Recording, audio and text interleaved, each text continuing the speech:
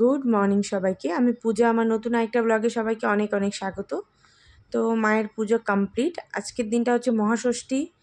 তো সবাইকে জানাই মহাষষ্ঠীর অনেক অনেক শুভেচ্ছা। তো এই যে আমাদের আজকে হয়েছে ট্যাংরা মাছ, আর এর সাথে হয়েছে চিকেন। চিকেনটা একেবারেই অল্প, কারণ শুধুমাত্র শুভ চিকেন খাবে, ও মাটন খায় না, আর আমরা খাবো মাটন, তাই আমাদের 4 জনের জন্য মাটন।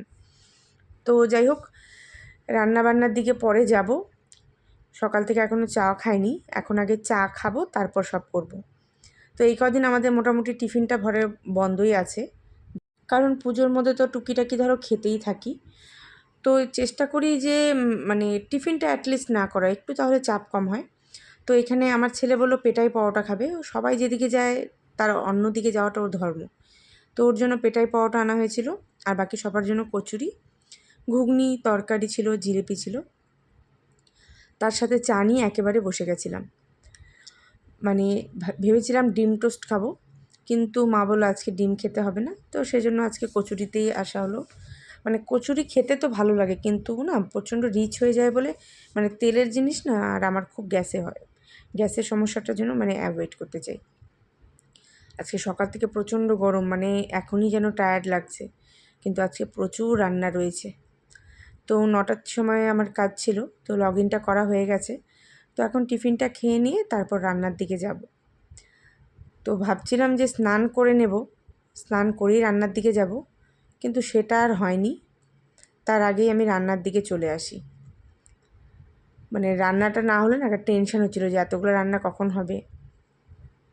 তো এই পাশে আমি মাটনের আলুগুলো ভাজছিলাম, আর শুভর চিকেনটা ওখানে বসিয়ে দিয়েছিলাম। তার আগে মাছগুলো ভেজে নিয়েছি। তো এই যে মাটনটাকে ম্যারিনেট করে রাখা আছে আমার। তো আগে করে নেব মাছটা, তারপরে মাটনটা বসাবো। চিকেনটা তো হয়েই যাচ্ছে ওইদিকে, চিকেন তো হতে বেশি সময় লাগবে না, বেশি সময় যা নিবে একটু মাটনটাই। তো চিকেনটাকে এখন দমে দিয়েছি সেদ্ধ করার জন্য। তো এই দেখো চিকেন হয়ে গেছে, এই যে মাছও আমার রেডি। মাছটা খেতে ভীষণ ভালো হয়েছিল। আর মাটনটাকে এখানে ভালো করে কষিয়ে নিচ্ছি, মাটনটাকে তারপর দমে দেবো। এভাবে রান্না করলে ভীষণ টেস্ট হয়। আর এদিকে ভাতটাও বসিয়ে দিলাম। তার মাঝে এসে একটুখানি কাজও করে নিচ্ছিলাম। যেমনটা বললাম আর কি, মানে যেহেতু ফেস্টিভ্যাল টাইম, তো কাজের প্রেশারটা একটু কম, কিন্তু ওই তোমার কাজটা করতে হবে। আর কালকেই যে মেলার থেকে পুরো আগে গাড়িটা নিয়ে এসছে ক্রেন। তো আমাদের এখানে সকাল থেকে তো বেশ ভালো রোদ, জানি না বেলায় কি হবে। প্রচণ্ড একপাশে কালো মেঘ করেছে, আর এই পাশটা এত সুন্দর নীল আকাশ। জানি না এখন বেলায় বৃষ্টি নামবে কি না, এখনও অবধি তো ঠিকঠাকই চলছে ওয়েদার। তো চলো এবার আবার রান্নাঘরের দিকে যাই। এবার মাটনে একটু ঝোল অ্যাড করতে হবে, পাতলা পাতলা মাটনের ঝোল করব, খুব ঘন করব না। তো এই দেখো ঝোলটা ফুটে উঠেছে, আমি না একবারে বাটিতে বেড়ে রাখবো দুপুরবেলায়। এখন প্রায় মানে 2টোর মতো বাজতে যাচ্ছে, তাহলে মনে করো তাড়াতাড়ি করে মা দিয়ে দিতে পারবে। আর রাতেরটা তো সরিয়ে রাখবো আলাদা বড় বাটিতে করে, ফ্রিজে রাখতে হবে, যা গরম না নষ্ট হয়ে যেতে পারে। তো যে বললাম তখন স্নান করবো ভেবেছিলাম, কিন্তু প্ল্যানটা মানে হলো না সাকসেসফুল। তো এখন সবই হয়ে গেছে মোটামুটি, ছেলেকে স্নান করাবো, আর এই রান্নাঘরটা পরিষ্কার করে নিলে তারপর আমি স্নান করব। তো এই যে রান্নাঘর পরিষ্কার আমার কমপ্লিট হয়ে গেছে, আর ছেলেকেও স্নান করিয়ে নিয়েছি। আর তারপর আমিও স্নানটা করে নিলাম। পরেছিলাম এই নাইটিটা, এটা একটা নতুন নাইটি কিনেছিলাম, কিন্তু না বড় হয়ে গেছে একটু, মানে মারতে হবে, তো পরতে পারলাম না, ওটা চেঞ্জ করে নিয়েছি। তারপরে এই যে খেতে বসে গেছিলাম আমি আর ছেলে, মাছ আর মাটন। সবাই খাওয়া দাওয়া করে একটা ভাত ঘুম দিল, আর এবার আমি আর ভাত ঘুম দিতে পারছি না, কাজ আছে। তো কাজের প্রেশারটা একটু কম পুজো পারপাসে, কিন্তু ছুটি থাকলে আরও বেশি খুশি হতাম।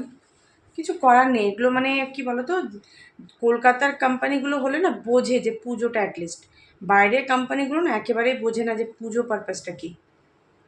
তো অগত্যা করতে হবেই।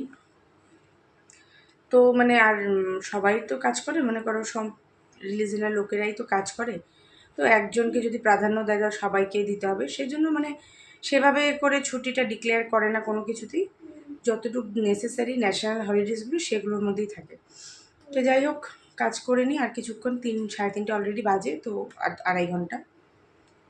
সবাই ঘুমাক, আমি আমার কাজ সেরে নিই, দেখি বিকেলে বেরোই কিনা ঠিক নেই এখনও, প্রচণ্ড গরম আর মেঘও করে আছে, জানি না বৃষ্টি নামবে কিনা। যখন তখন মানে কালো মেঘ করছে, কিন্তু বৃষ্টিটা নামেনি এখনো অবধি। তো না নামুক, এই কটা দিন ভালো ভালোই কাটুক। কত লোকের কত প্ল্যান, তাই না?